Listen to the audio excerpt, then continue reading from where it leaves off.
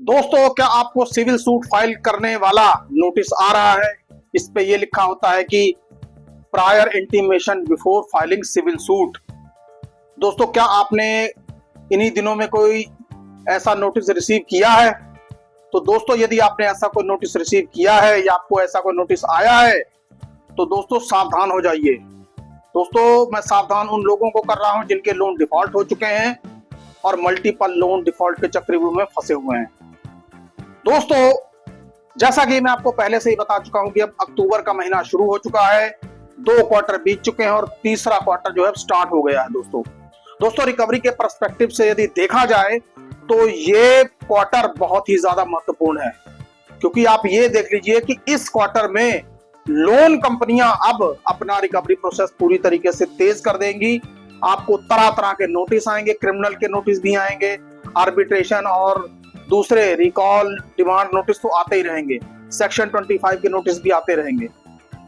लेकिन दोस्तों, ये जो सिविल सूट वाला नोटिस है दोस्तों, इसको आप बिल्कुल भी हल्के में मत लीजिए, क्योंकि दोस्तों यदि आपने इसको हल्के में लिया तो आपको बहुत भारी कीमत चुकानी पड़ सकती है दोस्तों। जी हाँ दोस्तों, हमारा काम है आपको सावधान करना और आपको जगाना, ताकि आप किसी भी प्रकार की कोई लापरवाही ना करें और सचेत रहें। दोस्तों, सबसे पहली बात तो यह है कि जो लोग मल्टीपल लोन डिफॉल्टर्स हैं उनको तो वैसे भी इस क्वार्टर से लेकर मार्च के एंड तक पूरी तरीके से सचेत रहना चाहिए, क्योंकि लोन कंपनियां पैसा वसूलने में किसी भी प्रकार की कोई कोर कसर नहीं छोड़ेंगी, क्योंकि रिकवरी एजेंटों का अलग ही व्यवहार रहेगा, फोन रिकवरी करने वाले अलग ही तरीके से बात करेंगे। क्योंकि दोस्तों कई हमें कंप्लेंट्स भी आ रही हैं कि अब फोन पर लोग गंदी गंदी गालियां भी दे रहे हैं, मतलब ऐसे ऐसे शब्द बोल रहे हैं दोस्तों कि जिनको बताना इस मंच पर सही नहीं होगा। लेकिन खैर दोस्तों, हमारा काम है आपको जगाना और आपको सावधान करना, सो वो हम आपको सावधान करते रहेंगे।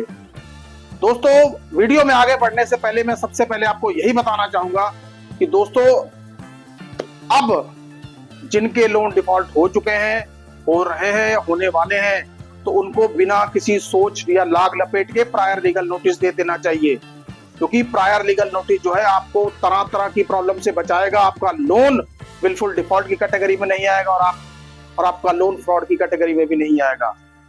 और दोस्तों, आरबीआई का रूल भी है कि अब आपके साथ यदि कोई समस्या खड़ी हो गई है, आप यदि किसी परेशानी में हैं या किसी कारणवश आप लोन नहीं चुका पा रहे हैं, लेकिन आपका रीजन जेन्युइन होना चाहिए, तो कंपनियों को आप सूचित कर सकते हैं। दोस्तों, मैं ये कहता हूं कि यदि आप इस तरीके के रूल की पालन करें तो दोस्तों आपके लिए समस्याएं काफी हद तक कम हो जाएंगी। दोस्तों, प्रायर लीगल नोटिस दीजिए, अपनी समस्या का बारे में कंपनी को जरूर बताइए। दोस्तों, प्रायर लीगल नोटिस आप खुद से ड्राफ्ट करने की कोशिश ना करें, क्योंकि दोस्तों प्रायर लीगल नोटिस एडवोकेट के द्वारा ही दीजिए। यदि आपके नियर एंड डियर में कोई एडवोकेट्स हैं नजदीकी में, उनसे जाकर बात कीजिए, उनको बताइए कि सर हमें यह समस्या है कि हमारा प्रायर लीगल नोटिस आप बना दीजिए, दे दीजिए, क्योंकि दोस्तों एडवोकेट्स को लगभग पता ही होता है कि उसमें क्या मेंशन करना है।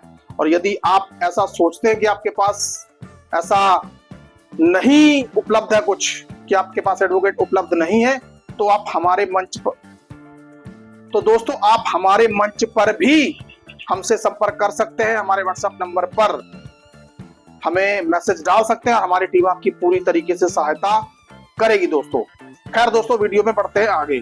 दोस्तों, जैसा कि आप सभी जानते ही हैं कि आपके लोन यदि डिफॉल्ट हो रहे हैं तो आपको तरह तरह के नोटिस आएंगे, आर्बिट्रेशन के नोटिस हो, सेक्शन 25 के नोटिस हो, या सरफेसी एक्ट के नोटिस हो, रिकॉल नोटिस हो, डिमांड नोटिस हो, या फिर prior intimation before filing criminal complaint. दोस्तों, इस तरीके के नोटिस का तो आप सामना अक्सर करते ही रहते हैं, लेकिन ये जिस नोटिस की मैं आपसे बात कर रहा हूं दोस्तों, ये है सिविल केस।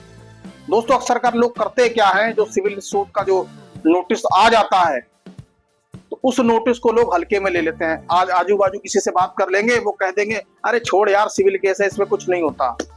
तो दोस्तों, मैं सबसे पहले तो आपकी जानकारी के लिए ये बता दूं कि सिविल केस में क्या क्या हो सकता है।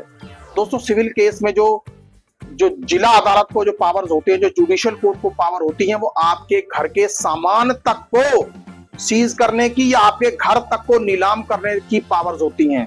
दोस्तों ये आर्बिट्रेटर नहीं है कि जो आपके घर को सीज करने के ऑर्डर नहीं पास कर सकता। दोस्तों ये डिस्ट्रिक्ट कोर्ट है, इसके पास अनलिमिटेड पावर्स है। क्योंकि यदि आपके ऊपर पैसा वसूली का केस, सिविल केस लगा दिया गया है और आपने इस नोटिस को इग्नोर किया है और आप ये सोचते हैं कि कार्रवाई चलती रहेगी, कुछ नहीं होगा। दोस्तों माना कि सिविल केस की कार्रवाई थोड़ी सी धीमी चलती है, लेकिन दोस्तों फिर कई बार जब इस तरीके का फैसला कोर्ट जब कर देती है तो फिर जिसके अगेंस्ट फैसला गया होता है आप उससे पूछिए कि उसके साथ होता क्या है। क्योंकि लीगल प्रैक्टिस के दौरान ऐसे कई सारे केसेस हमारे सामने आए और हमने देखे भी। तो अपने अनुभव को साझा करते हुए हम आपको बता रहे हैं कि सिविल सूट का जो नोटिस आपके पास आता है उसको इग्नोर ना करें सबसे पहले। क्योंकि लोन कंपनियों यदि आपके खिलाफ सिविल सूट का केस दायर कर दिया और आपने कोर्ट में हाजिरी नहीं लगाई तो दोस्तों परिणाम फिर मैं कहना नहीं चाहता।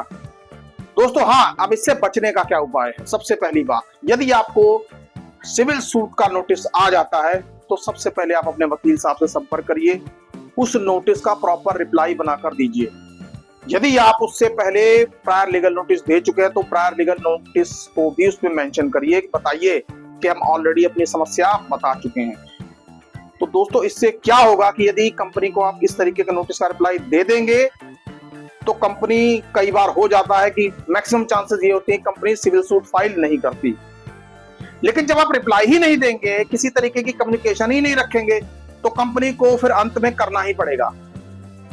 और मान लीजिए कि चलिए कंपनी ने आपके खिलाफ ऐसा कर भी दिया, तो उससे क्या होगा? उससे ये होगा आपने रिप्लाई में जितने भी नोटिस के रिप्लाई दिए होंगे, चाहे उसमें सिविल सूट का ही हो, चाहे अन्य नोटिस भी हो, चाहे लोन रिकॉल हो, चाहे डिमांड नोटिस हो, वो सब नोटिस की कॉपी, उसका एक रिप्लाई बनाकर आप अपने वकील साहब से कह सकते हैं कि माननीय कोर्ट में दाखिल कर सकते हैं। तो दोस्तों जब माननीय कोर्ट ये देखेगी कि बंदा ऑलरेडी कंपनी से रिक्वेस्ट कर रहा है कि भाई अभी मैं पैसा नहीं दे पाऊंगा, तो कंपनी खामखा उसके ऊपर अड़ी हुई है। तो दोस्तों कई बार सिविल सूट को इग्नोर करना बहुत महंगा पड़ जाता है। कोर्ट घर की नीलामी तक के ऑर्डर जारी कर सकती है, क्योंकि कोर्ट को पावर है, आर्बिट्रेटर को पावर नहीं होती, कोर्ट को पावर है। तो इसलिए आप इस नोटिस को इग्नोर ना करें। और सबसे पहली बात यह है कि नोटिस आ जाए, घबराएं नहीं, डरे नहीं, परेशान मत होइए। आप इसका बस चुपचाप रिप्लाई दे दीजिए, अपने वकील साहब से संपर्क करिए, टाइम टू टाइम आप रिप्लाई देते रहेंगे तो दोस्तों आपको मैं बता देता हूं कि आपको किसी तरीके की समस्या नहीं पेश आने वाली। दोस्तों आप मेरी बात को समझ लीजिए, मतलब इस नोटिस को पूरी तरीके से सीरियसली लीजिए, हल्के में लेने की गलती ना करिए। क्योंकि दोस्तों यूट्यूब पर ऐसे बहुत सारे ज्ञानी बाबा बैठे हुए हैं जो आपको बता देंगे सिर्फ आर्बिट्रेशन के नोटिस को का ध्यान देना और किसी का नहीं। अरे भैया, जो नोटिस आ रहा है आपके पास वो पूरी लीगल फाउंडेशन के पास से के साथ आ रहा है, उसमें कानून की कोई ना कोई उसमें आप ये समझ लीजिए धारा निहित है, तभी आपके पास नोटिस भेजा जा रहा है। ऐसे किसी के चक्कर में ना पड़िए, अपना वक्त खराब मत करिए। परेशानी आपके ऊपर पहले से ही है और परेशानी मत बढ़ाइए। रिप्लाई दीजिए और चैन की नींद सोइए। दोस्तों आज का ये वीडियो सिविल सूट का नोटिस यदि आपको आ जाता है तो आपको क्या करना है उसके ऊपर था। आपको ये वीडियो कैसा लगा कृपया कमेंट बॉक्स में कमेंट करके हमें जरूर बताएं। दोस्तों सुखी रहिए, स्वस्थ रहिए। जय हिंद, जय भारत।